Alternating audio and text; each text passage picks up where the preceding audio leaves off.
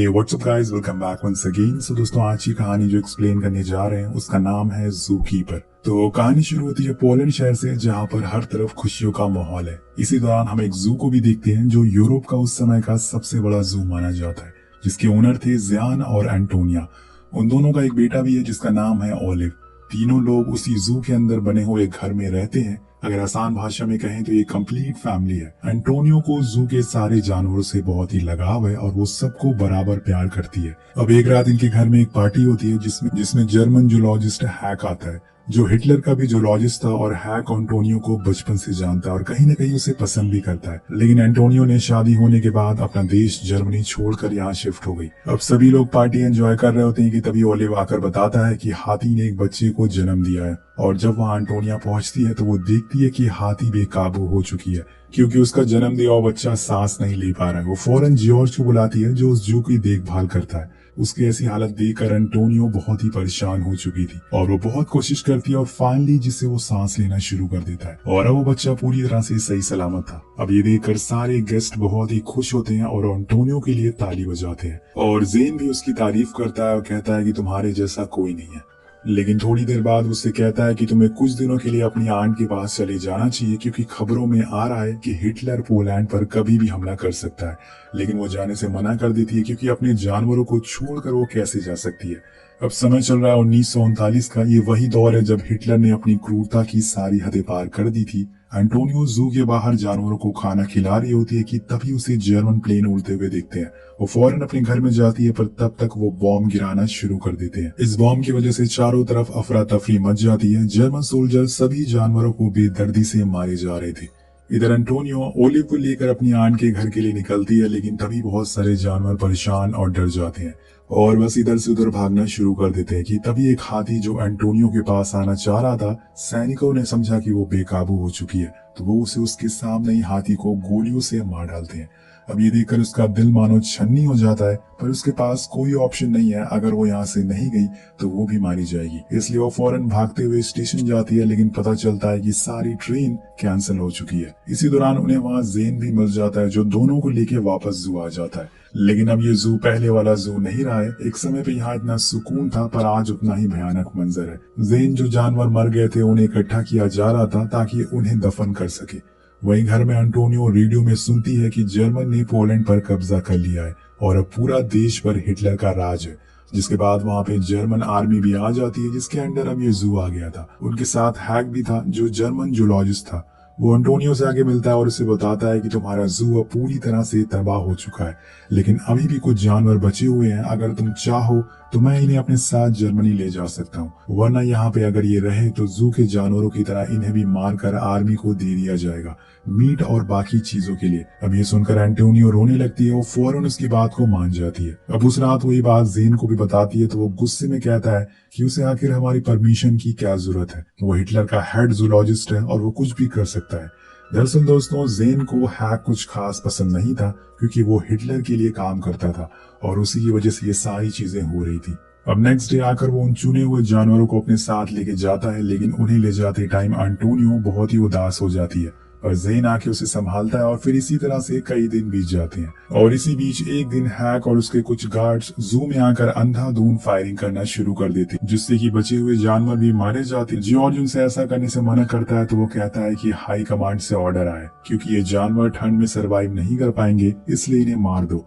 अब ये सब एंटोनियो खिड़की से देख रही थी, पर कुछ नहीं बोलती। मन ही मन वो बस रोती रहती है। देखते ही देखते 1 साल बीत जाता और हमें पता चलता है कि जर्मन्स ने ऑर्डर दिया है कि वर्सोवा शहर में रहने वाले सारे ज्यूस लोगों को गेटो में डाल दिया जाए। तो असल में दोस्तों, गेटो एक तरह का कैंप है जिसे ज्यूस लोगों के लिए बनाया गया है। यहाँ उन्हें जानवरों से भी बुरी हालत में रखा जाता है और सब लोग अपना सब कुछ लेके गेटो में जाने लगते हैं, क्योंकि अगर उन्होंने ऐसा नहीं किया तो उनकी मौत तो तय है। इसी बीच जेन से मिलने उसका एक दोस्त आता है जो कि ज्यू है। वो उसे कहता है कि मुझे भी ये लोग गेटो लेकर जा रहे हैं, पर मेरे पास एक इंसेक्ट का कलेक्शन है, क्या तुम उसे अपने साथ रख सकते हो? मेरी वो जिंदगी भर की कमाई है। तो जेन कहता है कि क्यों नहीं, बिल्कुल मैं उसको अपने पास रख सकता हूँ। अब जेन के दोस्त के बारे में जानकर एंटोनियो को बहुत ही बुरा लगता है कि कैसे वो लोग उसे कैंप में ले गए।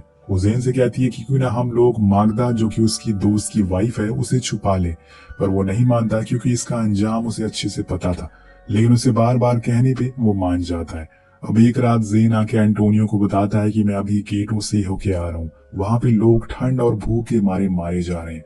ये सुन के मागदा वहां से चली जाती है तो जेन कहता है कि मेरे कुछ साथी जियूस को छुपा रहे हैं, मैं भी उन लोगों की मदद करना चाहता हूँ। तो एंटोनिया कहती है कि ये बहुत ही खतरनाक काम हो सकता है, लेकिन आखिर में वो मान जाती है क्योंकि दोनों दिल के बहुत ही अच्छे थे और सभी की मदद करना चाहते थे। अगले दिन वो हैक के पास जाते हैं, उससे कहते हैं कि हम पिग फार्मिंग करना चाहते हैं। तो वो हंसने लगता है और पूछता है कि तुम उन्हें खिलाओगे क्या। तो जेन बोलता है कि मैं गेटो से जो भी वेस्ट मटेरियल बचेगा उसे लेकर उन्हें दे दूंगा, इससे तुम्हारी आर्मी को भी फायदा होगा, उन्हें टाइम टू टाइम मीट मिलता रहेगा। अब ये बात सुनकर हैक मान जाता और कैंप के अंदर जाने का पास उन्हें दे देता है। अब अगले दिन वो लोग कुछ पिक्स को लेकर जू पहुंचते हैं और कुछ इस तरह से जेन का प्लान पहला स्टेप में कामयाब रहता है। इसके बाद वो अगले दिन पहली बार गेटो के अंदर जाता है जहां हर तरफ बस मायूसी और डर का माहौल था। उसी दौरान उसे एक ज्यूस लड़की दिखती है जिसे दो जर्मन जबरदस्ती लेकर जा रहे थे।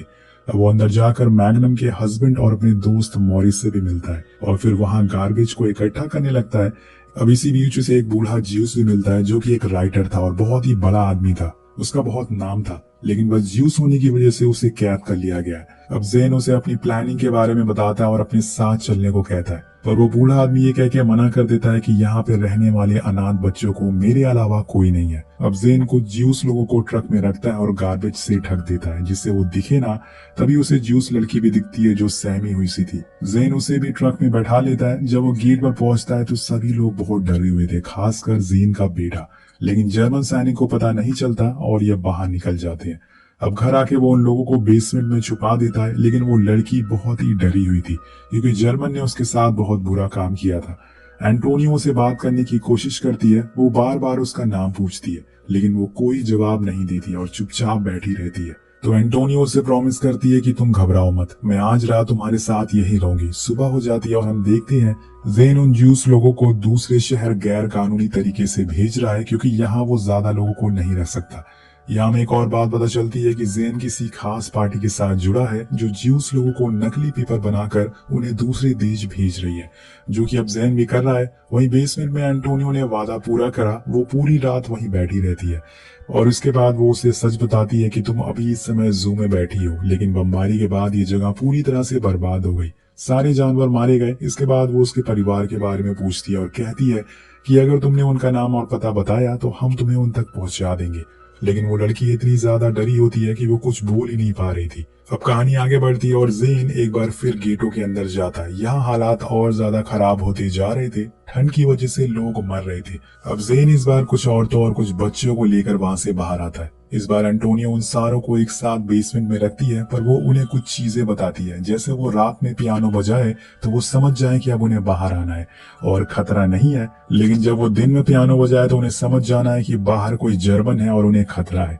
यहाँ उनके घर में एक जर्मन मेड को भी देखते हैं जो उनके घर हर रोज आती है, लेकिन उसे इस बात का जरा भी अंदाजा नहीं है कि नीचे बेसमेंट में ज्यूस छुपे हुए हैं। रात को वो पियानो बजाती है और सारे लोग ऊपर आ जाते हैं, एक साथ बैठकर डिनर करते हैं, लेकिन वो लड़की अभी भी नीचे ही थी। वह अगले दिन अब उनके घर हैक आता है और उस समय घर पर जेन नहीं था। वो उसे कुछ बातें करता है पिग फार्मिंग से रिलेटेड और फिर वहां से जाने लगता है, लेकिन तभी नीचे से बेसमेंट से कुछ लड़की की खांसने की आवाज आती जो उसे सुनाई देती है, पर सही मौके पर एंटोनियो से किस कर लेती है ताकि उसका ध्यान भटक जाए और यहाँ पर उसका प्लान कामयाब हो जाता है और वो वहां से चला जाता है और इनकी जान जाते जाते बचती है। अब एंटोनियो एक जर्मन है, अगर वो चाहती तो वो आराम से रह सकती थी, लेकिन उसने लोगों को बचाने का फैसला किया और यही चीज उसे अच्छा इंसान बनाती है। अगर हम जेन को देखें तो जो कि एक शॉप के अंदर जाता है जहाँ पे असल में नकली पासपोर्ट बनाया जाता है, वहां से वो कुछ औरतों के पेपर बनवाता है और फिर उन्हें दूसरे देश के लिए रवाना कर देता है। अब अगले सीन में हम उसी लड़की को देखते हैं जिसे जेन गेटो से लेकर आया था। वो बहुत ही डरी हुई थी, वो बेसमेंट में दीवारों पर पेंट कर रही होती है। ये देखिए एंटोनियो उसे एक पेट देती है जिसका नाम वो पियोट्रे रखती है, जो कि उसके भाई का नाम था, और यहाँ वो फाइनली खुद का नाम ओस्लो बताती है। तो उसकी आवाज सुन के एंटोनियो बहुत ही खुश होती है और उसके तो आंसू ही नहीं रुक रहे थे। उसी रात वो पियानो प्ले करती है तो ओस्लो भी ऊपर आती है और सबके साथ बैठकर डिनर करती है। अब नेक्स्ट डे उसके दरवाजे पे कोई आता है तो एंटोनियो फौरन पियानो प्ले करने लगती है, जिससे सारे लोग छुप जाते हैं। पर वो डॉक्टर गेलार्डो थे जो गेटो से आए थे। वो उसी आदमी के दोस्त थे जिसने अपने इंसेक्ट का कलेक्शन यहाँ छोड़ा था। डॉक्टर जेन से कहते हैं कि मैं गेटो लेबर का हेड हूँ, मैं चाहता हूँ कि तुम वहाँ से ज्यूस लोगों को बाहर निकालो, इसके लिए मैं तुम्हारी वहाँ पर जॉब भी लगवा सकता हूँ। जेन मान जाता है और कुछ दिनों बाद वो उनके साथ गेटो जाकर अपने पेपर और आईडी बना लेता है, जो कि एक डॉक्टर की प्रोफेशन की थी। उसी आईडी की मदद से वो मॉरिस को भी बहाना बनाकर वहां से बाहर निकाल लेता है। अब घर आने पे मैग्नम जो अपने हस्बैंड को देखती है तो बहुत ही खुश होती है, पर मॉरिस कहता है कि ये जो तुम काम कर रहे हो बहुत ही ज्यादा खतरनाक है। अगर जर्मन्स को इस बारे में पता चला तो वो तुम्हारे पूरे परिवार को मार देंगे। और इसी बीच एंटोनियो पियानो बजाती है, जिसे सुन के सारे लोग ऊपर आ जाते, जिन्हें देखकर मॉरिस रोने लगता है कि उसने इतने सारे लोगों की जान बचाई है। लेकिन यहाँ जेन को एक बात खाए जा रही थी, वो थी एंटोनियो और हैक के बीच की बढ़ती नजदीकियां।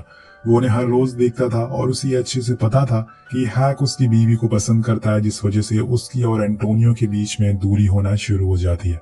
अब एक दिन मॉरिस आके एंटोनियो से गेटो के अंदर की हालात बताता है कि कैसे जंग ने एक दूसरे को हमें दुश्मन बना दिया है, सब कुछ खत्म सा हो चुका है, अब कुछ भी पहले जैसा नहीं रहा है। वर्ल्ड सीन शिफ्ट होता है और समय चल रहा है 1942 का अगस्त। ये वही समय था जब गैस चैम्बर जैसी दिल दहलाने वाली चीजें अपनी चरम सीमा पर थी। यहाँ हम कुछ बच्चों और औरतों और मर्दों को देखते हैं। यहाँ पर हम कुछ बच्चों, औरतों और आदमियों को देखते हैं जिन्हें एक ट्रेन में जानवरों की तरह ठुसा जा रहा था। उनके सामानों को उनसे छीन लिया जाता और उनसे ये झूठ बोला जाता है कि उन्हें एक दूसरी अच्छी जगह पर भेजा जा रहा है। लेकिन सच्चाई हमें और आपको पता है कि इन सभी को मार दिया जाएगा। वही ट्रेन के पास जेन भी मौजूद होता है, लेकिन वो इन मासूम लोगों के लिए कुछ भी नहीं कर पाता।